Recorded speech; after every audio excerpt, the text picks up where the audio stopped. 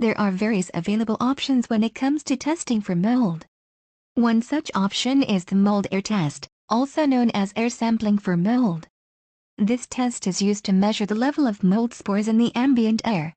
Do you really need this test? The answer is not always, since there are other ways to test for mold. However, a mold air sample test is useful in determining if elevated levels of airborne mold spores are present, which can indicate possible elevated moisture problems. The air samples can help verify the presence of mold, provide information on the mold type and its levels, and can be taken in any area of the house where mold is suspected. Some of the common reasons to gather an air sample is if your house has moisture intrusion, musty odors, water damage, apparent mold growth, or other conditions conducive to mold growth. If you suspect mold, give O2 Mold Testing a call today to schedule a mold test for your property.